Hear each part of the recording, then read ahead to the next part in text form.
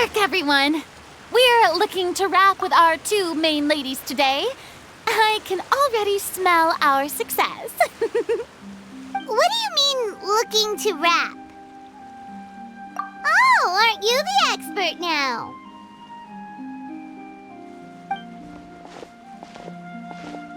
This upcoming scene is the two Musketeers' final confrontation with the Baron. There will be quite a bit of action, but no choreography beyond what we've already rehearsed. Anyway, get ready. Lights, camera, action! The view is beautiful tonight. It reminds me of that fateful night 10 years ago. And now that I've said it, I can even make out the faint fragrance of herbal tea in the air. Enough, villain! It's time that you pay for the death of our mother! My dear Iris, have you forgotten your manners? How can you speak like this to your own father? I'd sooner swallow all of my teeth than call you father. What did I expect? Seems the daughters have turned out to be just as obstinate as their foolish mother. In this world, Mora and status is everything. She thought she could blackmail me using her children and force me to grant her recognition and concessions? Ah, how naive can a woman be? Mother never asked a single thing of you. All she wished was for us to live a peaceful life, just like the others. It was you who personally brewed the poison of prejudice and sent Mother to her death. Compared to that deadly poison, the 2 bullets that will soon pierce through your heart will be like sweet mercy. And that's exactly why I said you're just as naive as her. Did you really think 2 muskets would be enough to defeat me? So let's see. What is stronger? Mora and power, or the 2 muskets in your hands? Get them! Tulip! There are too many of them! It'll be okay. We'll cover each other, Iris. And Mother will be watching over us, too. You asked for it! Ha!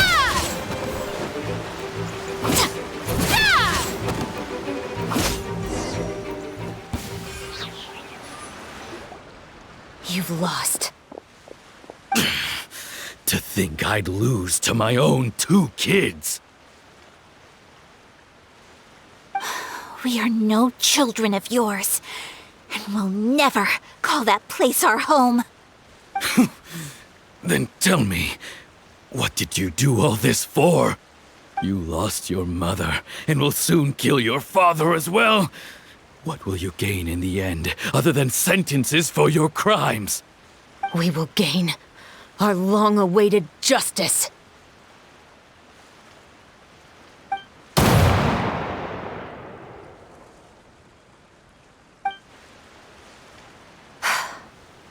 It's over. Finally, it's over.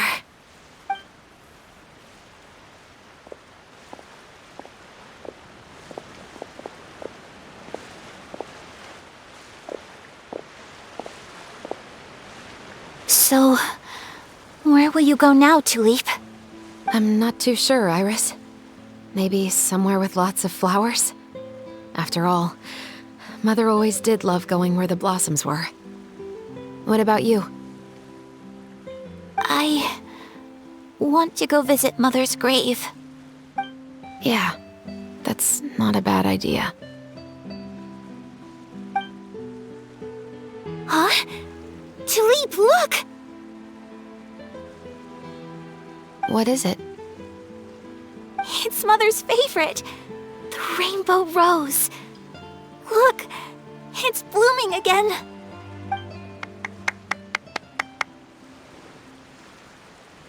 Excellent!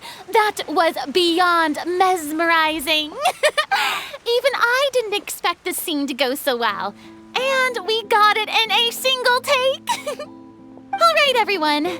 We've got a wrap for Tulip and Iris. Congratulations, Ayaka and Chevreuse! Thank you. I didn't expect our parts to wrap so quickly. I wish I could savor the experience for just a bit longer. Paimon totally understands. Paimon's not ready to say goodbye to the clapperboard either. Filming has really been a lot of fun. You were great too, Chevreuse. The way you said, long-awaited justice. It gave Paimon chills. That is indeed my favorite line in the whole book. I still remember trying to act it out in my room the first few times I read it. Whoa, Paimon would have never guessed you're that type. Who doesn't like stories where the guilty are punished and justice prevails over evil? Don't forget, I'm the captain of the Special Security and Surveillance Patrol. Captain, I have something urgent to report. Please excuse me, everyone. I'll be back in just a moment. It's okay, don't worry about us.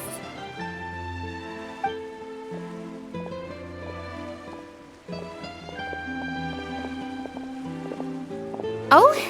Was she whisked away by work already? I was just about to tell her how great she did. It seemed like some urgent official business. Then perhaps we should thank the stars that we were able to wrap both of your parts so quickly today.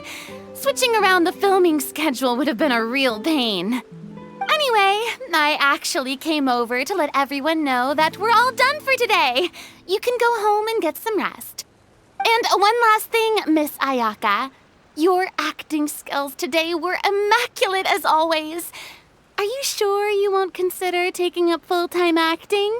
See, I just happen to know this great troupe that's still looking for a lead actress. Thank you for your kind words, Director Furina. Unfortunately, there are still many matters that I have to take care of back home at the Yashiro Commission. I cannot remain in Fontaine to pursue an acting career. Nevertheless, I will make sure to treasure this incredible opportunity in my heart. Oh, that's a shame, but I understand. Just let me know if you ever change your mind.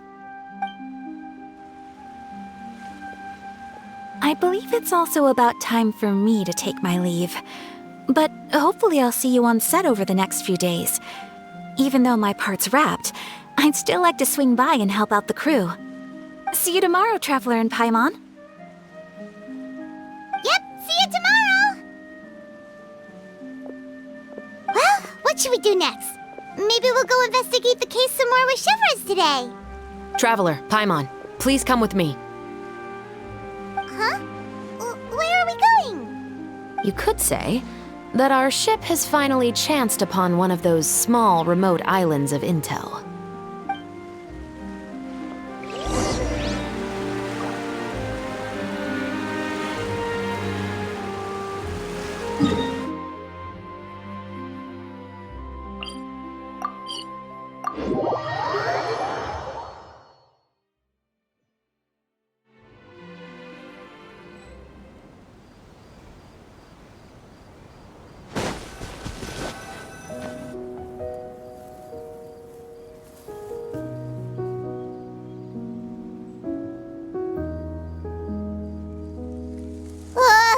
Paimon's exhausted. Paimon definitely didn't expect having to float this far after a full day of filming. So, Chevreuse, why did you take us here? Affirmative. It wasn't anything conclusive, but it should show us a clear way forward. Have you ever heard of someone by the name of Emily? Oh, you mean that famous perfumer? She's a good friend of mine. She's lent me her aid several times in the past to resolve some difficult cases. After I discovered the rainbow rose at the scene of the murder, I sent it to her. After all, she's probably the foremost expert on flowers and scents in all of Fontaine. And then? There was nothing remarkable about the flower or the trace amounts of soil left on it. But according to Emily, the rainbow rose left by the killer was derived from a very rare cultivar.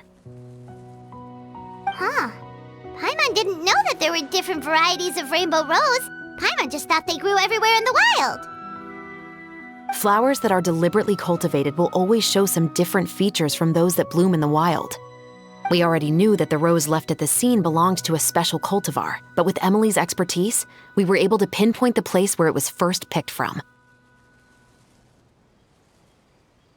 Oh, Paimon gets it now.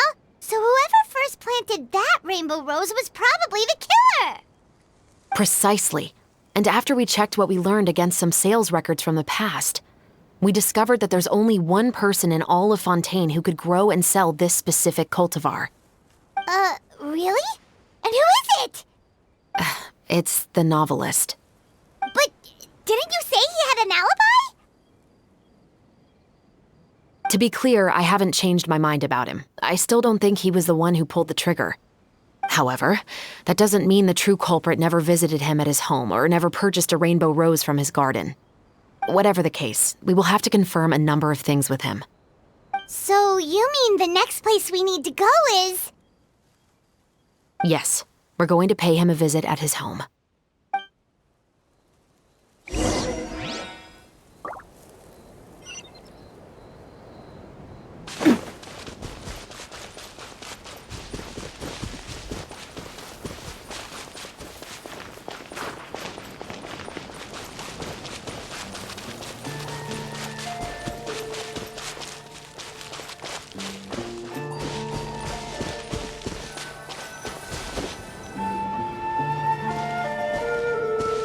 That should be his house. There are so many Gardamex stationed around the place. That's pretty unusual, right? According to what he told me last time we spoke, he hired them so he won't be harassed or disturbed. So there are a lot of flowers in his garden, but Paimon doesn't think we'll be able to pick one without alerting the Gardamex. Right, which is exactly why I think there has to be a special connection between him and the killer. So, should we knock? Just wait here for now. I'd like to take care of a number of those Gardamex first. But they're so far away. How are you planning to do that? Don't forget, Paimon, I'm actually the real-life captain of the Musketeers.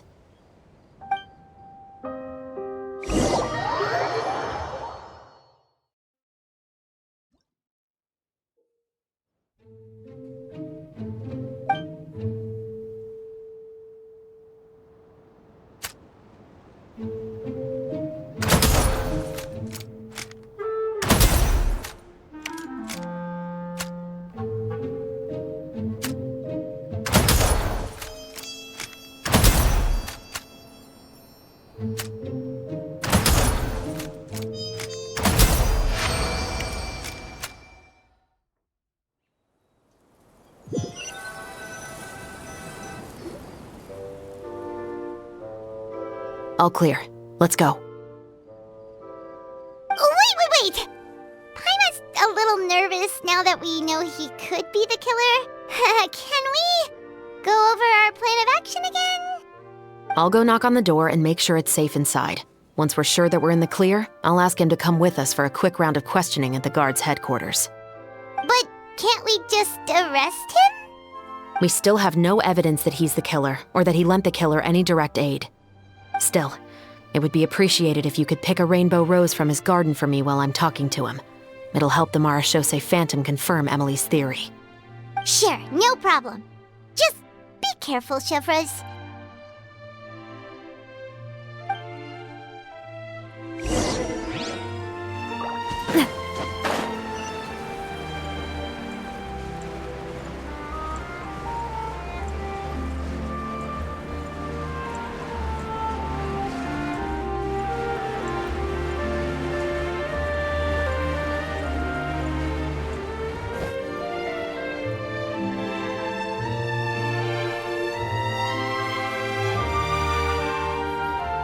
Excuse me, Mr. Baptiste, are you home?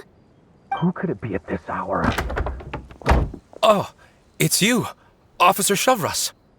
Would you mind accompanying me to the guard's headquarters, Mr. Baptiste? We would like to ask you some questions about a case. Oh, is it still regarding the murder case from before? I cannot confirm or deny that at this time. So it is then. Listen, I need you to come with me, Mr. Baptiste. Miss Chevreuse, I'll save you the trouble. Oh, and you two over there? There's no need for you to pick my flowers either. It's not time for them to bloom yet. Oh!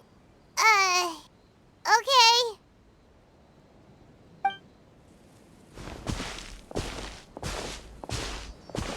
By saving me the trouble, you mean... I will confess. I was the killer. Huh? He just admitted he's guilty! Please relax, everyone. I'm not armed. The musket you're looking for has been buried in my backyard. Then it's my responsibility to inform you, Mr. Baptiste, that everything you say right now will be used as evidence for the inevitable trial. Yes, I am perfectly aware of that. I must say, I hate this feeling. Oh? Is it because I confessed? Or because you've been proven wrong? Both, I suppose. For the same reason as the one I wrote out in my novel, of course. I did it to exact revenge. I know you haven't figured out the link between the two of us. Had you done so, I'd have been taken away to the headquarters a long time ago. But that won't stop me from always remembering his grotesque face. After all, he was the one who killed my mother. Your mother is still healthy and well. You know, I was adopted as a child. I was referring to my birth mother. That was never recorded in the orphanage's records. Please forgive a 6-year-old child for concocting some lies to protect himself after watching his mother die right in front of him. So, your novel, it was like a record of your life? No, of course not. It was a work of fiction with many embellished parts. But I am indeed the illegitimate son of a wealthy and influential man who abused his power to murder my mother. That part was 100% real. But the man you killed didn't have a Mora to his name. He was a hired assassin, an irredeemable beast who sank his fangs into a defenseless woman just for a few bags of Mora. But if that's really the truth, you wouldn't be telling us any of this now. You still haven't managed to take revenge against your father, the true mastermind behind it all. I never thought I'd hear that kind of thing from the captain of the Special Security and Surveillance Patrol. I'm simply skeptical about your motives. It's simple, really. I've grown tired of everything and don't want to shoulder this burden anymore. You may have considered me too soft to pull the trigger. Well, as it turns out, you are exactly right. I've become overwhelmed by the aftermath of the murder. So you're going to call a stop to your revenge, just like that? The true mastermind is too rich and too powerful for me. I've accepted that I will never be able to avenge my mother alone. And so what? The characters in your book never gave up? Now, Officer Chevreuse, I'm the one who has killed a man, aren't I? Are you trying to convince me to commit another crime? What's your father's name? How do you plan to prove the veracity of all of your claims? Well, I'd like to speak with you privately. Sure. Why don't we speak privately at the guard's headquarters? No, it has to be here. I must ensure that we won't be overheard. Fine. Let's talk here. When I said won't be overheard, I meant by anyone. I would like to speak with you and you alone.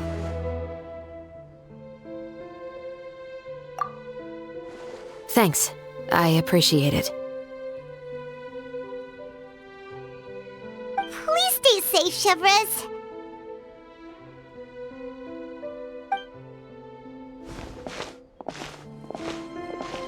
All right. Let's hear it.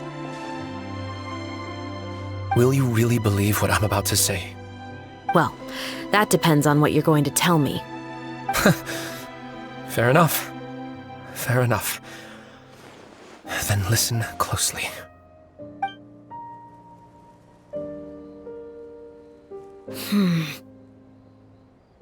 So that's how it's all connected. So, it seems you believe me after all. Do you want me to go public with this? No, of course not. At least, not right now. Then why did you bother telling me? You've read my work. What do you think? Even if you were to go public with all of this right now, he'd simply deny everything. It's been too long. Almost 20 years. Anything that could be used as evidence has long faded away. Even if there might have been a solitary island of truth once upon a time, it has long sunk beneath the waves by now. Justice will never find him. Not if you don't try. I know that as the captain of the Special Security and Surveillance Patrol, you will always stand on the side of justice. But do you really think a cushy life in prison really constitutes justice for him? I bet he could lead an extremely comfortable life in the fortress of Meripede. What are you trying to say? I've been observing you from a distance. Your portrayal of the musketeer was exquisite. Pull the trigger of justice against him. Let the villain get what he deserves. You want me to let you go so you may complete your revenge? No, Officer Chevreuse. I know that would be impossible. No. What I'd like is for you to perform the deed on my behalf. Oh, Chevreuse sure is taking her time. What could they be talking about anyway? Oh, Paimon's worried. What if he decided to attack her? Oh, you do have a point. Still, do you have any idea who the rich person might be? And why the novelist doesn't want us to hear what he's saying to Chevreuse? Sorry to keep you waiting, you two. Hey, how did your talk go?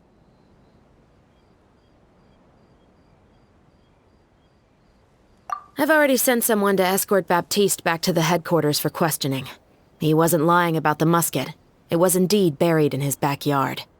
But what about the name? Did he tell you the name of the rich guy? Yes, he did. But for now, I have to return to the Special Patrol. There are still a few loose ends I need to tie up.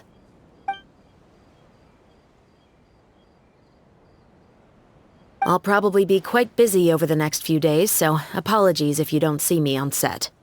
All right, Paimon understands if you can't tell us everything you know. We'll just keep an eye on the Steambird then. Actually, there's still something else I need your help with.